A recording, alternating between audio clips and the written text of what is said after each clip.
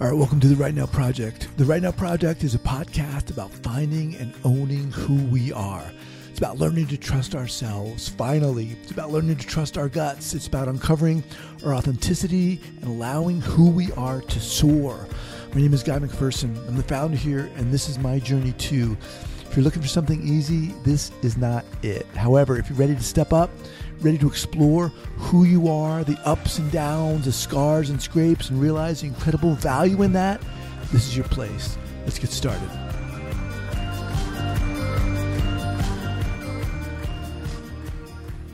You know, the crazy thing about this whole experience, and I think it goes for any stressful, intensely stressful / traumatic experience, is that it rushes up to your face who you are, what you can take, your anxieties, your depressions, your hesitancies, your fears, your worries, your doubts. It brings right up to your face, rushes, slams right up to your face who you are. And this is what's happening with me. And I've got to say, I'm not so sure I like what I'm seeing. I don't feel strong. I mean, there are certain times when I do, but a lot of these moments when I don't. And I'm like, Jesus, what is going on? Am I this weak? Am I this nervous all the time? Am I this anxious all the time? Is this how I really am? How do people perceive me? Is this what I look like? Case in point, I had my first night alone the other night. And this was something I was dreading. I was dreading with my ex having moved out now 2 weeks. Dreading having my kids out of the house and just being alone. And I was dreading that for a number of reasons. One, realizing that I don't get to see my kids all the time anymore when I want. That's a fact. That's been handed to me. That's been thrown in my face, basically. Boom, we're getting a divorce. Boom, there's no talking about it.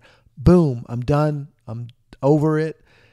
From now on, in our case, after 5 months, but beginning about 2 weeks ago, you will not see your kids all the time. They will be jumping back and forth between the two residencies. And I was dreading that. And I was scared. I was freaked out about being alone. And if I really think about it, thinking about what that means.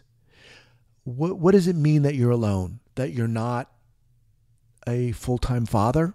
That you're not a husband, certainly? That this marriage is done?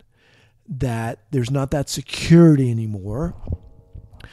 That you don't have a partner to move through life?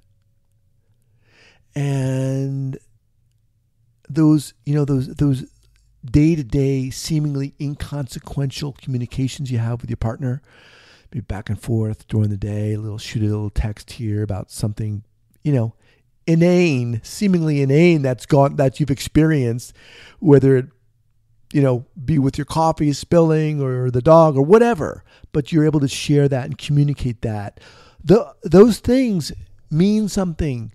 It's like the cement of our lives, the little communications, those little sharings that we have with the people that we love. Those mean something. At least they did for me and to me. And I didn't realize how much I would miss that. And now, it's like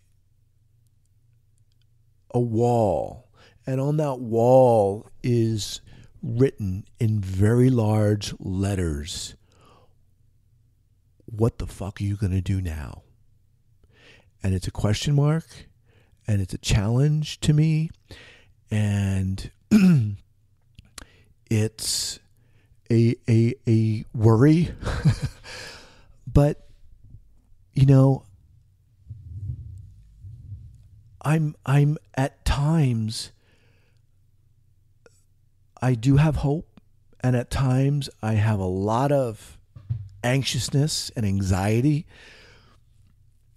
And I was talking to someone the other day about this, about my whole situation, and they commented, they said, "So you've chosen to share this publicly. How is that going?"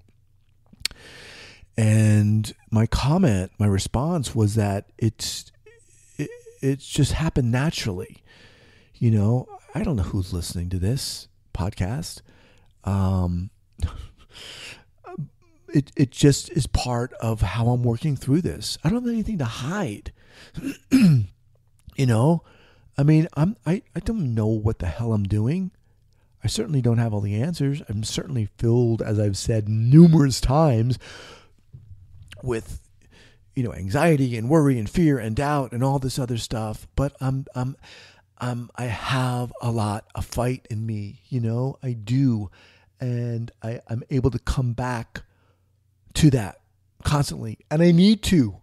I need to come back to that because, you know, it's like in meditation when, you know, there are many forms, of course, but in that one where you just watch, kind of mindful meditation where you just sit and you watch what comes up, whatever comes up, whatever emotions come up or feelings come up or bodily sensations come up, and you just notice it and let it pass. And for me, it's a continual noticing of, holy shit, what the fuck? It's like WTF, whoosh, passing by like a cloud, you know, holy shit, passing by like a cloud. What am I doing? You know, but keep continually coming back to, Guy, let's do this. You can do this. Get up. What do you do? One of the things I've noticed is that it really helps me to be around other people, so I can nail that loop, that negative loop from going on, or that worrying loop, or that anxious loop from going on in my head. You know, being around people, doing things. So, for example, I've been doing things that I haven't done in the longest time. You know, I signed up for this table tennis meetup the other day. So I did that, and I loved ping pong, you know, but I haven't done that in the longest time. And in a couple of days, I'm going to be doing line dancing, you know, taking a class. I've always wanted to do that. It looks so much fun, you know, and part of it feels a little like I'm trying to fill the gaps, and in part that's a reality I am, but I've got to get up. I've got to keep moving. I've got to keep moving. I've got to keep taking action. I think that's for me, that's what I need to do. I think the difficulty is when I just sit and I worry, and I can't do that. You know, everyone says, well, you get through it. We all get through this stuff, you know. Shit, you know, 60% of marriages fail, 50%, 55%. A lot of people are going through this, right? Well, when you are, it doesn't really help to know those statistics because you're dealing with the immediacy of the pain, the presence of the anxiety and fear and doubt. And this is reality. You know, I'm not 20. I'm 60. I'm 60 years old. You know, and it feels daunting to be moving forward at this stage, or to be starting anew at this stage. And with that, there's also some excitement. You know, there's excitement about getting back into my art, getting back into, you know, drawing and pastels and collages and just creating stuff visually, and the opportunities for travel. You know, when I don't have my kids. But that quickly becomes tempered by the reality of the situation, which is, this is real. It's fucking real. You know, and I've said before, you know, when I heard in the past, or when people had shared with me that they got a divorce, you know, just in passing, okay, that sucks. I'm sorry. And truthfully, I was sorry. But I never really understood the depth and the profundity of seriousness and feeling and pain and hurt and emotion. And of course, it depends on what side of this coin you're on, whether you were the initiator or the receiver. And I'm sure at certain certain instances it's completely mutual, but that certainly wasn't the case here. And this same friend said to me, you're in shock. You're still in shock. And that's true. I am still in shock. But all right, let's get up. Let's move forward. Let's keep doing it. Let's keep working out, trying to eat healthy, and moving on. Moving on. Keep up. Keep moving. Keep reaching out to people, which I'm thankfully good at. I am now, though, working on, as I've mentioned, I think in the last podcast, not just recognizing the emotions that are hard for me, like sadness and fear and doubt and worry on all of them, but actually feeling them and allowing myself to feel them and work through them and process them. And that doesn't come easy for me.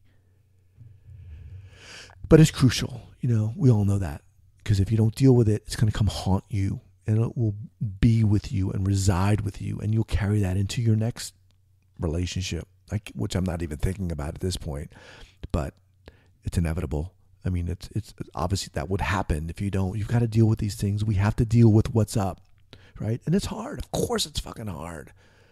But this is my process, and hopefully within some of this, you can find something to identify with. Look, thank you so much for being here, for listening. Again, if you are enjoying this, if you're even listening to this, kindly share a review on Apple. Let me know what you think. Hopefully it's positive. And shoot me an email, guy@thetraumatherapistproject.com. Let me know what's going on for you. All right, take care.